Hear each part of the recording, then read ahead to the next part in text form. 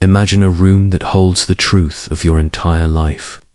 Every fear, every desire, every dream, and even your destiny is locked inside. But there's a condition. You can only enter this room if you're ready to face the truth you might not like. Most people stand frozen at the door, wondering what's inside, but never daring to step through. Emerson believed that true freedom begins the moment you push that door open and discover who you really are. The question is, do you have the courage to open it? You stand at the threshold. You feel the cold breath of silence on your neck. The door isn't locked. It never was. Yet something ancient in you refuses to turn the handle. Why? Because this room doesn't just hold your triumphs. It holds the parts of you you've abandoned, betrayed, lied about, denied. It holds every mask you've ever worn, every truth you buried under the weight of expectation. And it waits, with the patience of eternity, for you to decide if you're finally willing to meet yourself. Fear stands guard, not like a monster, but like a whisper, a voice that says, "Not yet. You're not ready. Stay here where it's safe." And you believe it, because that voice sounds like you. It knows your rhythm, your language, your history, but it is not your soul. It is your silence, the one you fed for years to avoid awakening the truth. Emerson saw this silence not as peace, but as prison. He believed the soul was made for expression, not suppression. That when you refuse to speak your truth, you begin to rot from within. You may look alive, but inside, something starts to die. What is this room really? It is not a physical space. It's a mirror, but not the kind that reflects your face. It reflects your essence. Walk in, and you begin to feel what you've been avoiding. You see the dreams you called foolish, the talents you said were not practical, the love you turned away from because you thought you weren't worthy. You see the version of yourself that never bowed to fear, the one that still waits. For you, this room isn't trying to hurt you, it's trying to wake you. But we prefer the hallway of performance, the place where we wear the roles: student, worker, friend, lover, child, citizen. None of these roles are false, but they are incomplete. They are fragments of identity arranged to win approval. Emerson called this the shadow self, the self that grows in the absence of truth. It thrives on comparison, on mimicry, on applause. But applause fades, and mimicry becomes unbearable. One day, you realize the person you've become is the result of choices you didn't make for yourself. You've been living as a reflection of someone else's gaze. The room waits still, and now something strange begins. The longer you avoid the room, the more the world outside it begins to feel hollow. You laugh, but feel nothing. You succeed, but feel empty. You're surrounded, but lonely. Because what you're missing isn't out there, it's in here, in the room. The room where your true name echoes softly, waiting to be claimed. There is a myth that says truth is gentle, that once you find it, it will wrap you in light. But this is only half the story. The truth is not always beautiful at first. Sometimes it shows you what you've become when you were trying to survive. Sometimes it reveals the price of not listening to your heart. It's not cruel, it's honest. And that honesty, if you can bear it, will burn away every illusion you've ever held. Emerson knew this fire. He walked into it willingly. He wrote, "Trust thyself." Every heart vibrates to that iron string. But to trust yourself, you must first know yourself. Not the self that was built for display, but the self that was buried under years of noise. Step into the room. You hear footsteps, but no one else is there. That's because the voices you Here are echoes, memories, regrets, lost ambitions, silenced intuitions.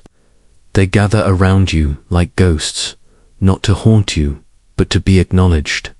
This is the counsel of the forgotten, and their question is simple: will you carry us forward, or bury us forever? Fear turns into grief, not a loud wailing, but a quiet ache. The grief of not having listened sooner, the grief of years wasted pretending. But here's where something miraculous begins.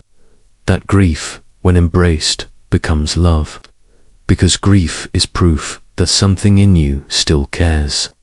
Something in you still longs to return home to the soul you left behind.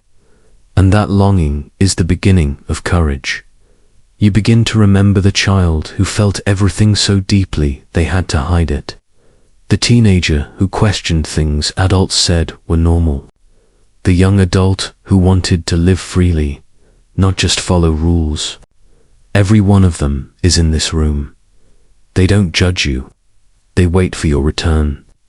They've been holding the parts of your truth you couldn't hold back then. Now they offer it to you, not as punishment, but as restoration. This room is sacred because it doesn't flatter you. It doesn't manipulate you. It shows you the cost of living untruthfully and then offers you a path back. But the path is through fire. You must be willing to let false selves burn. You must be willing to say, I was wrong about myself. That's the true entry point, not arrogance, not even confidence, but humility, the kind that cracks your armor and lets light pour through. The room begins to change the longer you stay. It becomes warmer, clearer, not because the truth changed, but because you did. You stopped resisting. You stopped pretending. You let go. You're not clinging to who you thought you had to be. You're listening. And what you hear is ancient. A voice that's been waiting since the day you were born. A voice that says, you've always been enough. You were just afraid to believe it. Now the illusions begin to fall. You see how much of your life was lived chasing validation. You see how often you betrayed your instincts just to be liked. You see how fear dressed up as logic and kept you small. But you don't hate yourself for it. You understand you had to survive. You did what you could with the awareness you had. But now you see. And once you see, you can't go back to sleep. Emerson believed that the soul is self-sufficient, that it doesn't need permission to be. He said that society conspires against the soul, not out of malice, but out of fear. Because a free soul is unpredictable. It cannot be manipulated. It cannot be bought. So the world teaches you to doubt yourself, to depend on systems, to follow rather than feel. But the room undoes that training. It teaches you to feel again, not just emotion, but truth. The kind of truth that vibrates through your bones. You are now alone in the room, but not lonely. There is a presence, not of someone else, but of something greater within you. Emerson called it the Oversoul, the source that connects all life, all intuition, all meaning. It's been whispering to you all your life, in moments of silence, beauty, and pain. But now, in the stillness of this room, it becomes clear. You are not separate. You are not broken. You are not missing anything. You were simply unawake, is what the room was trying to show you. That everything you sought outside, approval, love, clarity, power, was already inside you, waiting to be reclaimed. The door was not guarding treasure. You were the treasure. And the fear that kept you from entering, it wasn't protecting you. It was trapping you. You stand now, changed. Not because someone told you who you are, but because you remembered. You remembered your fire, your intuition, your purpose. It may not be a job, a label, a goal. It may simply be the courage to live as yourself, raw, flawed, radiant. This is the beginning of self-reliance. Not rebellion, not arrogance, but quiet sovereignty. The kind that walks into the world and no longer begs to belong, because it knows it does. Outside the room, the world continues. The noise still roars. The pressure to conform still pulses. But you are no longer moved by it. You've touched something eternal. And though you may forget again, though fear may creep back in, the room will always be there. Not to shame you, but to remind you. The truth is not something you visit once. It is something you live, moment by moment. And now comes the real test. Can you take what you found in the room and bring it into your daily life?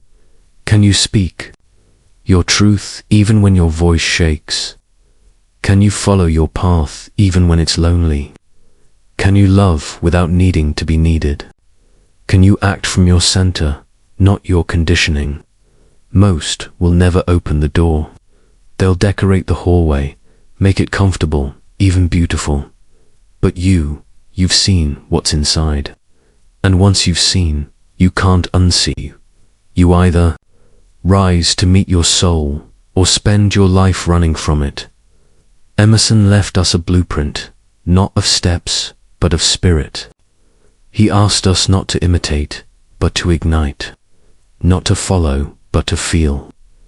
He believed that to know yourself is to know God, not as a being, but as being itself. That when you live from the center of your truth, you become a force of nature, calm, wild, free. So now we return to the beginning. Imagine a room that holds the truth of your entire life. And now imagine, you are no longer standing at the door. You are inside, breathing, seeing, becoming. There is no going back, only deeper. Because the question was never, are you worthy to enter? The question was always, are you ready to become who you already are? And now you know you are.